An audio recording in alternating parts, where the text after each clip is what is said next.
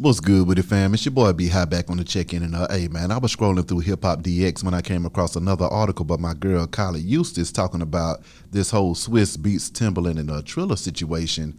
But now in walks Styles P into this thing, and it's getting realer and realer by the second. Now here's what's going on. You know, Styles P said he'll gladly boycott verses if Swizz Beatz and Timbaland split with Triller.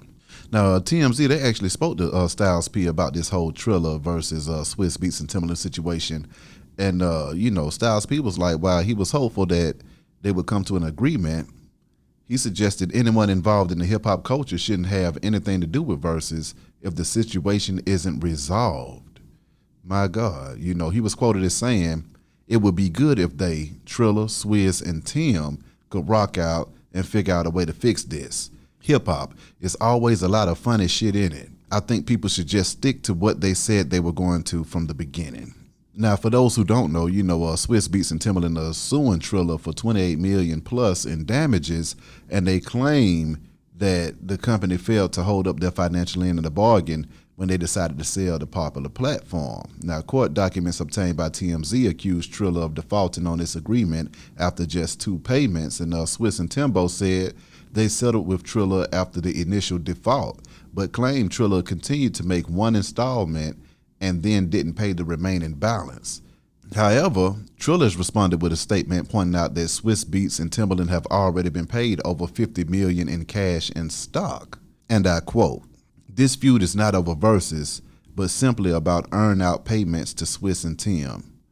Swizz and Tim have personally been paid by Triller over $50 million in cash and stock to date, and they stand to benefit even more over time. In addition, they have annual obligations, which if met, and no breach has occurred, entitles them to additional payments. Only 1 payment of $10 million is in question. We do not believe they have met the thresholds for that payment yet, which include, but are not limited to, delivery of a set of number verses events for 2022.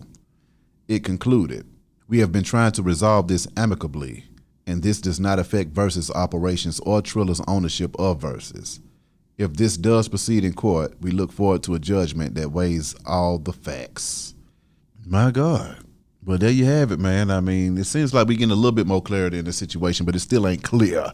I'm going to keep y'all updated as this thing unfolds. And also, I got to shout out Joe Walker from Hip Hop DX for the love he showed me on that B.O.B. interview, man. Check out that write-up and get down with the movement.